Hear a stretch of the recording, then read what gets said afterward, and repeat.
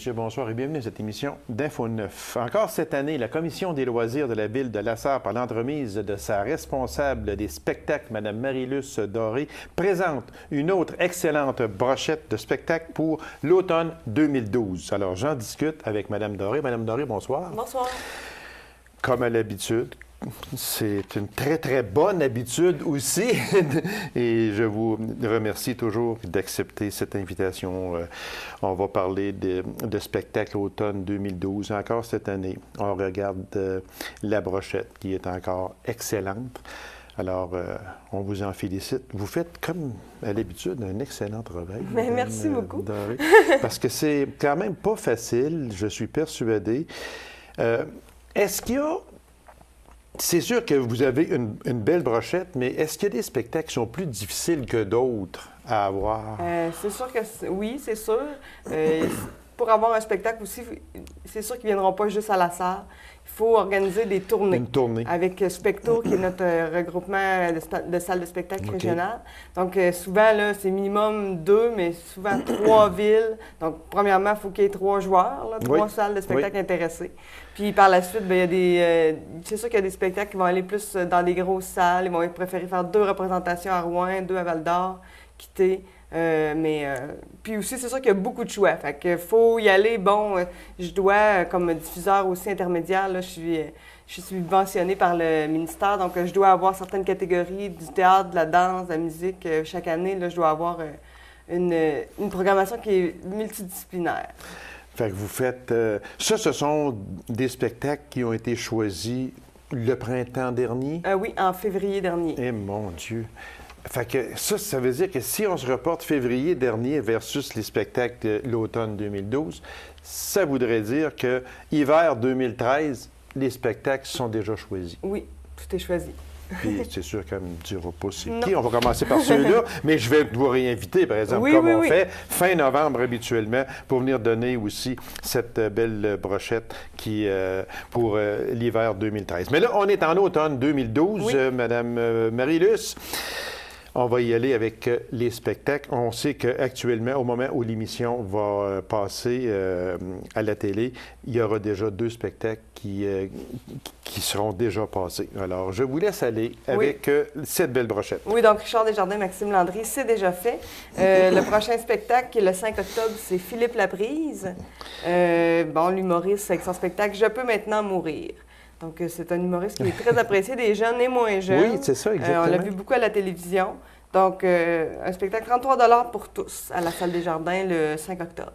Moi, là, si je vous demandais à brûle-pourpoint comme ça, qui fixe les tarifs? Ce sont les producteurs de spectacles. Non, c'est parce qu'on en voit à 33, on en voit à 40, à 45, souvent, à 40. C'est sûr que nous aussi, on a notre... mais les deux parties s'entendent sur un prix de billet. Sur un prix de billet. Alors, Philippe Laprise, qui le 5 octobre. Puis là, c'est toujours un mois avant que l'on peut réserver. Ça veut dire que lui... C'est en vente présentement. C'est ça, exactement. Mais au moment où l'émission va passer, le 25 de septembre... c'est encore en vente aussi. Jusqu'à la date du spectacle. Je veux dire aux gens, des fois aussi, on en vend avant le spectacle à la billetterie. Donc, même si vous n'avez pas votre billet, vous pouvez toujours passer à la billetterie. On continue avec une autre grande dame. Oui, en humour, toujours. Claudine Mercier qui fait son retour avec son One Woman Show. Exactement. Ça, c'est un spectacle très attendu d'une humoriste que ça faisait un petit bout de temps qu'on ne l'avait pas vu. Oui, ça faisait un petit bout de temps. Puis elle avait fait un peu de cinéma, tout ça, mais là, elle est de retour en humour, des très bonnes critiques, un bon spectacle. Donc, c'est à voir. C'est 45 $ puis 36 pour les étudiants et les 65 ans et plus. C'est le 21 novembre. Moi, ce que j'aime d'elle aussi beaucoup, c'est qu'elle imite tellement en chanson. Oui. D'après moi, il va y avoir des imitations chansons, aussi des personnages. C'est sûr qu'elle va sûrement nous faire les joitiers. On ne peut pas passer à côté. Non, on ne peut pas passer à... Non, sûrement pas. Ça, c'est le 21 novembre, comme on disait. Mise en vente le 22 octobre. Le 22 octobre. On continue, Mme Donc, Doré. le prochain spectacle, c'est un spectacle familial de cirque. C'est le Cirque Alphonse qui vient de nous présenter leur spectacle Timber. OK. C'est un spectacle qui, exceptionnellement, nos spectacles sont toujours à 20 h, va être à 19 h à la Salle des Jardins, 10 $ par personne. Du cirque, mais beaucoup là, de musique traditionnelle. On va jongler avec des haches. On y va avec l'univers des bûcherons un peu. OK. Donc, ça va être très festif. Puis, dans ce spectacle-là aussi, il y a un artiste de cirque qui est originaire de La Sarre, Ah, oui. oui, qui s'appelle Jonathan Casobon.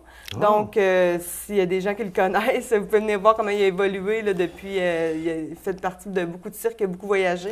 Puis il tourne présentement avec ce cirque-là. Ça, est-ce que c'est nouveau? Ben non, le cirque Alphonse, est-ce que ça fait longtemps que ça existe? C'est assez récent, oui, c'est nouveau. Ils ont fait un autre spectacle, là, OK. je crois, mais ils ne sont jamais venus à La Sarre. Fait que c'est quand même très abordable à 16 Oui. $ pour tous. Oui, c'est ça, 16 $ pour tous. Alors, c'est vraiment très abordable. Alors, les mises en vente de billets le jeudi 1er novembre Oui. et le spectacle est le samedi 1er décembre. À noter, 19 h au lieu de 20 h habituellement. Oui. Puis, on poursuit avec les spectacles au Théâtre de Poche. Oui, parce qu'il y en a à 2 endroits. Oui, Exactement. ce que je viens de vous présenter, c'est les spectacles à la Salle des Jardins. Au Théâtre de Poche, on essaie de plus en plus de développer, de créer une atmosphère intimiste, puis d'avoir des spectacles un peu plus découvertes. Donc, les grands explorateurs sont présentés depuis déjà plusieurs années. Oui, c'est les vendredis soirs maintenant à 20 h. Donc, cette année, les grands explorateurs, ça va être la Thaïlande. Donc, le concept des grands explorateurs, c'est toujours un conférencier qui est allé tourner des images, qui vient, qui présente ses images, puis qui commente, il va pouvoir répondre aux questions. C'est pas comme un film, là. C'est vraiment quelqu'un, c'est une conférence. Puis les gens de la salle peuvent intervenir, peuvent poser des questions. Ouais, puis ils peuvent rencontrer ensuite le cinéaste. La différence entre la salle des Jardins et le théâtre de Poche, c'est sûr qu'il y a une énorme différence. Il y a moins de sièges. C'est ça, oui. exactement. On a 478 à la salle des Jardins, 144 places au théâtre de Poche. Ça fait que c'est vraiment intimiste. Oui, petite scène, mais très bon son, très belle ambiance. Oui, exactement. Donc, on va avoir ensuite la pièce de théâtre Oscar et la Dame Rose. Donc, c'est une troupe régionale qui vient nous présenter ça. C'est une pièce d'Éric Emmanuel Schmitt, l'auteur à succès. Donc, c'est vraiment des comédiens d'ici, puis ça a eu un très bon succès. Ça a déjà tourné à Rouen, à Val-d'Or, ils viennent du Témiscamingue aussi. Okay. Donc, ça a tourné un peu partout, là, en région. Donc, on va les accueillir le 24 octobre au Théâtre de Poche. C'est 20 $ pour tous. Alors, les billets sont en vente depuis le lundi 24 de septembre, soit depuis hier, lorsque l'émission va passer. Alors, c'est quand même 20 $ pour tous. Oui, c'est très abordable. Ben puis oui. c'est vraiment, je vous invite, c'est familial, le sujet aussi. Moi, j'ai lu le livre. OK. Puis Éric Emmanuel Schmitt, là, c'est très bon. Puis l'histoire aussi, c'est une histoire d'un petit gars qui est en phase terminale. Puis avec la Dame Rose, il va vivre sa vie en une semaine. À chaque jour, il passe une décennie. Okay. Donc, c'est très imagé, puis c'est très imagé, bon. Exactement. Alors, on va poursuivre avec Ingrid Saint-Pierre. Oui, vous en avez peut-être entendu parler. Je sais qu'elle avait été à Star Academy faire la galette émergente, pour ceux qui écoutaient. Exactement. Je dévoile que je suis une fan. Mais donc, c'est les entrées en scène d'Auto-Québec. Okay. Chaque année, on a un spectacle à l'automne, les entrées en scène de l'Auto-Québec. L'année passée, on a eu Patrice Michaud, on a eu La Patère Rose. C'est des spectacles d'artistes qui sont émergents. Okay. Donc, c'est pas cher, c'est 18 $ pour tous. C'est une artiste à découvrir. On entend une de ses chansons, Ficelle, à la radio.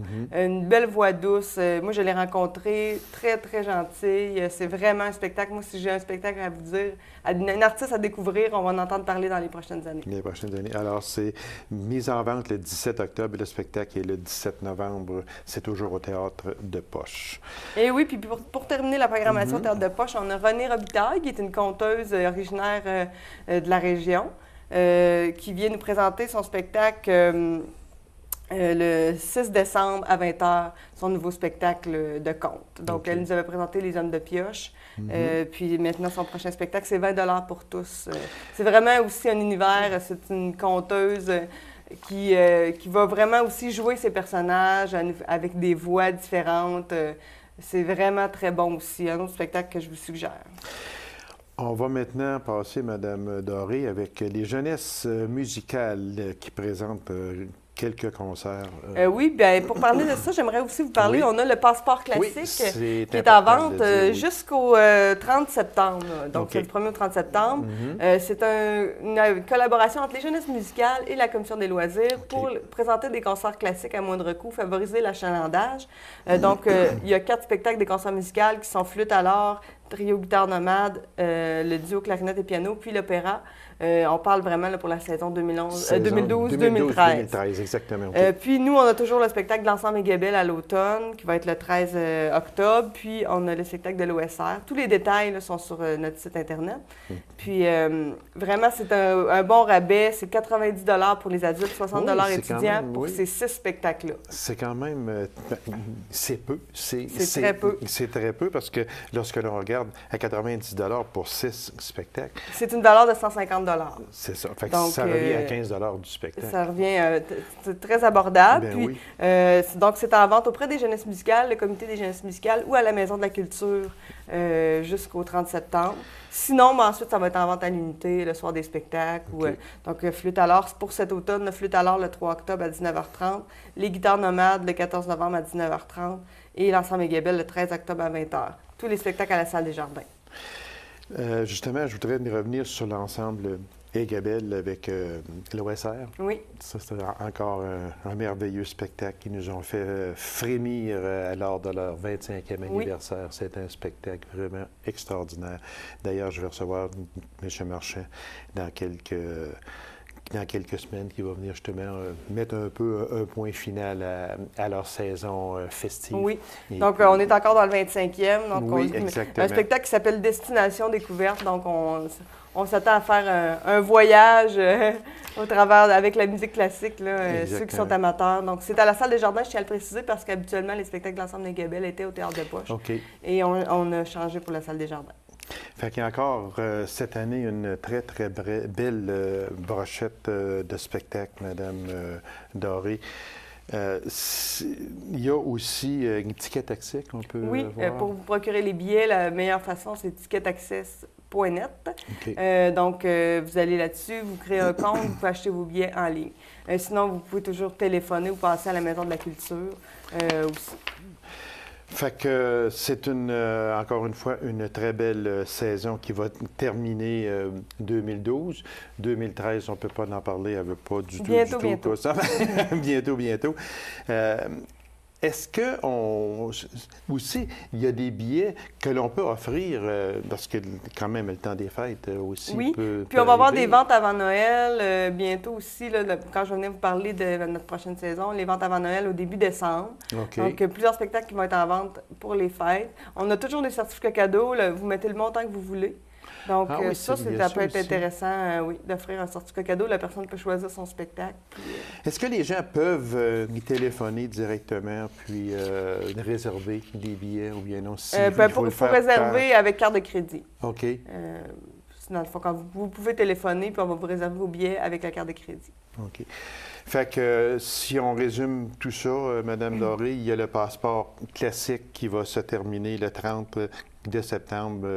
Ça donne 6 concerts pour 90 $ adultes et 60 $ pour les étudiants. Flûte à l'or, trio guitare nomade, duo clarinette et piano. Il y a aussi du Mozart, c'est ça? Oui, l'opéra. Exactement. Puis il y a des airs d'opéra. Est-ce que les gens accrochent sur l'opéra?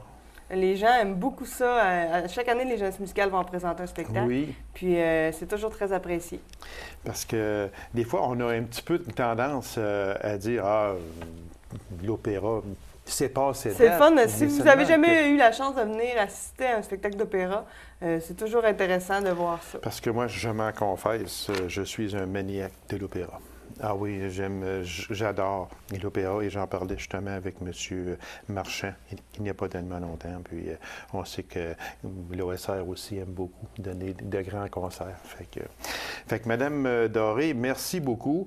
Et puis nous, bien, on se donne rendez-vous fin novembre, quelque chose comme ça, pour une autre brochette, mais cette fois-ci hiver 2013. Félicitations à vous et aux gens bien coudons. C'est une belle brochette. Puis, Elle est ici, elle était dans le Publisac également. Disponible à la Maison de la Culture. Et disponible à la Maison de la Culture. Alors, merci beaucoup et on se revoit au mois de novembre prochain. Oui. C'est moi qui vous remercie. Courte pause et on vous revient immédiatement après. Restez avec nous.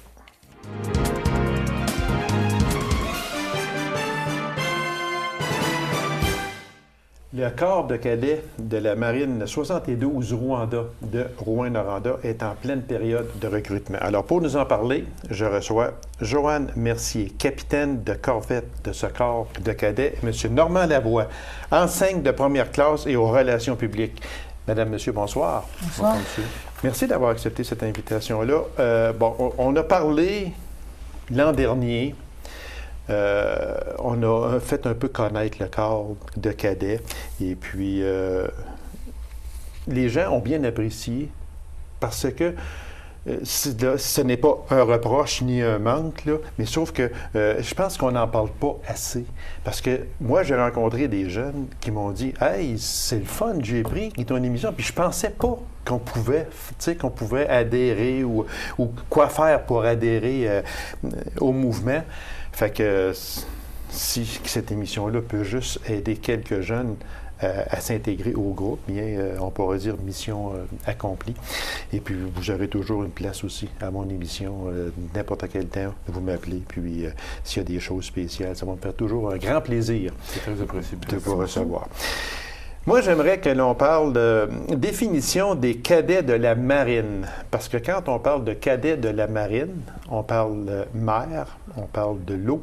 Puis, même si on a plusieurs lacs en Abitibi-Témiscamingue, mais on est quand même loin de la mer. C'est quoi la raison? Vous savez, il y a un historique là-dedans. Le corps de cadet va avoir cette année, je ne me trompe pas, 63 ans. Oui. Et puis, ça a débuté par un prêtre militaire de religion catholique qui a été transféré ici à Noranda. À Noranda à l'époque, qui était avant que les villes soient fusionnées. Oui. Et puis lui, c'est un marin, c'est un militaire. Puis lorsqu'il a été transféré ici par l'Église catholique, il s'est levé un de ces 4 matins et dit « Moi, j'aimerais savoir un corps de cadet de la marine pour les jeunes garçons. » Parce qu'à l'époque, c'était juste pour les garçons. Fait que le corps de cadet a été créé à ce moment-là. C'est le même, je vous dirais, c'est le premier corps de cadet créé en Abitibi-Témiscamingue. C'est le corps de cadet de Rwanda 72 ici à Rouyn-Noranda. OK. C'est le même, ça a commencé. C'est l'origine du corps de cadet, c'est celle-là. Vous avez ajouté un petit mot que j'aime bien, c'est quand vous dites qui était seulement pour les garçons à cette époque-là. Oui. Maintenant, ça a changé depuis quand? 5 janvier 1975, les filles ont été acceptées dans les cadets. OK. À partir de ce moment-là, on laissait la possibilité, il y avait un pourcentage de 10 de filles pour ce qu'il y avait de garçons. Mais maintenant, c'est quasiment égal à 50 oui. On peut dire presque que c'est égal aujourd'hui, c'est environ 50-50, autant de filles que... Facilement, oui. Parce que, tu sais, on a un peu tendance à croire puis à dire, ben là, c'est entre parenthèses, une job de gars, tu sais. Mais plus aujourd'hui. Aujourd'hui, même si on se reporte à l'armée, mais on sait qu'aujourd'hui, l'armée, c'est aussi 50-50 ou à peu près. C'est ouvert aux femmes autant qu'aux hommes. Et le cadet aussi, c'est ouvert. Oui. Moi, je fais partie de la génération qui est rentrée dans les cadets quand on n'avait pas le droit parce qu'on était accepté après. On avait un commandant qui était pas mal avant-gardiste qui nous avait rentré dans les cadets. Là, si je vous demandais, là, brûle pour point comme ça, là, il y a des filles puis il y a des gars dans le corps de cadets. Les filles ont-elles un entraînement spécial? Les gars, un entraînement ou bien non? C'est égal. C'est la même chose. Égal. Ce que le gars va faire qui trouve ça dur, la fille va le faire pareil. Absolument. Oui. Absolument. C'est important parce que lorsque les jeunes partent et vont naviguer, que ce soit à bord de grands navires ou de petites embarcations, il faut que le cadet ou la cadette soit capable de faire son travail pour... Justement, on appelle ça un équipage. Un équipage, ça veut dire quoi? Ça veut dire des gens qui travaillent ensemble en concentration pour être capables de réussir. Fait qu'il faut que ce soit formé la même chose, tous les deux. Les objectifs du mouvement, c'est quoi exactement? Le mouvement des cadets a été créé pour, comme on dit, créer de meilleurs citoyens. C'est pour permettre aux jeunes de s'exprimer, d'évoluer. Est-ce qu'on peut dire d'avoir une certaine discipline que ces jeunes-là n'auront peut-être pas si... C'est certain que c'est différent. La discipline dans les cadets, ou dans les disciplines, dans les activités sportives, c'est un peu différent parce que c'est vraiment une vie du groupe. Et puis le fait d'être cadet, parce que comme je dis à des jeunes quand je les rencontre, si tu veux vivre de quoi d'intéressant, les jeunes appellent ça un trip, tu veux vivre un trip spécial, puis tu veux te démarquer un peu, mais le fait d'être dans les cadets, tu portes un uniforme, fait que les gens te démarquent un peu, c'est certain. Parce que un jeune adolescent qui porte un uniforme de cadet, il se fait regarder un peu plus qu'un autre. Fait que c'est un défi. Et puis les cadets, c'est pour les garçons et les filles, comme on disait tout à l'heure, âgés de 12 à 18 ans. Et puis le but des cadets, c'est pas de former plus tard des militaires, parce que les cadets comme tels ne sont pas des militaires. C'est ça, exactement. Le but des cadets, c'est de former de meilleurs citoyens, impliquer les jeunes, la jeunesse vis-à-vis de la société, qui puisse apprendre leurs responsabilités. Fait que le but des cadets, c'est vraiment ça. Quand on parle d'âge, on parle de 12 à 18 ans. Oui. À 18 ans, rendu à 19 ans, impossible. Il faut que le cadet sorte il peut suivre une autre route comme devenir officier. CIC, comme on est, nous. Il peut suivre cette route-là. Ils peuvent aller dans les forces, mais ça c'est une statistique qui est très mince. Là. Ils ne vont pas nécessairement dans les forces. Mais c'est très structuré, très organisé. Puis un autre objectif des cadets, c'est la mise en forme. Qu'on ait des citoyens qui sont en forme. On a des adolescents qui sont plus en forme du pouce que physiquement. C'est bien dit, ça, oui, exactement. Oui, aujourd'hui, c'est... Est-ce que le jeune qui veut aller dans l'armée, OK? Est-ce qu'on peut dire que il y a 12, 13, 14 ans, 15 ans, est-ce qu'on peut dire que faire partie des cadets, c'est l'entrée dans l'armée? Non, on ne peut pas dire ça vraiment parce que, oui, ça va l'aider, mais c'est clair que les centres de recrutement et ces gens-là, ils n'ont pas le droit de venir dans nos corps de cadets pour faire du recrutement. Ils peuvent pas. Ils peuvent pas faire ça. Fait que si le jeune décide de le faire, bien, c'est par lui-même qu'il va décider de le faire. Puis s'il était dans un cadet plus qu'un an, mais c'est certain qu'il va avoir des avantages parce qu'il connaît déjà le système, des choses comme ça. Il va avoir un avantage de paye, mais ils n'ont pas le droit de venir faire du recrutement. Fait qu'on ne peut pas faire une relation, là, un joint, autrement dit, entre les cadets et l'armée. Pas du tout. Non, parce que les gens pensent beaucoup ça. Mais comme on l'expliquait tout à l'heure, comme nous sommes des officiers CIC. Un officier CIC, c'est un membre des Forces canadiennes qui est formé, qui est entraîné, qui est éduqué pour s'occuper des jeunes adolescents. OK. Puis je vous dirais que la grande majorité des officiers que je connais, moi, ont fait des cadets avant. Nous sommes des réservistes. Réservistes, c'est qu'on a un travail à plein temps dans le civil, mais on s'occupe des cadets. Comme n'importe qui, je vous dirais, on peut comparer ça peut-être à un coach de hockey, un entraîneur. Bon, sauf que nous autres, notre dada, comme on dit en bon québécois, c'est des cadets. Fait que le mouvement des cadets, c'est vraiment de donner la chance à des jeunes d'évoluer puis de devenir des bons citoyens. C'est pas le but des cadets, comme Mme Mercier disait, ce n'est pas de promouvoir l'entrée dans les forces canadiennes.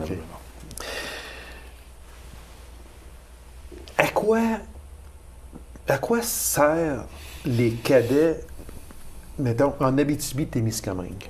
Okay? En Abitibi-Témiscamingue, est-ce que... Parce qu'on a peut-être tendance à penser, bon, cadets, ils ont des réunions, ils vont s'entraîner, mettons, je sais pas, là, je dis ça comme ça, le vendredi soir à 19h jusqu'à 22h, mettons, mais il n'y a pas seulement que ça. On s'en sert pourquoi, les cadets, chez nous? Bien, c'est avant tout un organisme qui va nous aider à avoir des bons outils de vie. Être capable de travailler en équipe, être capable de partager les choses, des idées, être capable de s'impliquer, de prendre du leadership, de prendre un certain lead là, pour diriger des choses. Puis souvent, les gens qui ont été dans les cadets, quand ils appliquent sur des jobs, après, bien, les gens le considèrent parce qu'ils savent qu'ils sont organisés, structurés. Fait que c'est des outils de vie, dans le fond, qu'on leur donne. Une discipline. J'ai un petit peu misère avec le mot discipline parce que discipline, je trouve ça très sévère. C'est plus une structure. Une structure, OK. C'est très, très organisé. Ils apprennent à faire de la voile, nous, tout ce qui a rapport à les embarcations, parce qu'on a toujours avoir une carte d'embarcation maintenant. Oui. On donne ce cours-là aux cadets. C'est des choses comme ça qu'on donne. Des cours de tir à carabine, biathlon. On a des compétitions sportives où tous les corps de cadets de l'Abitibi se rencontrent. Ça donne une occasion aux jeunes de se rencontrer entre eux. Exactement.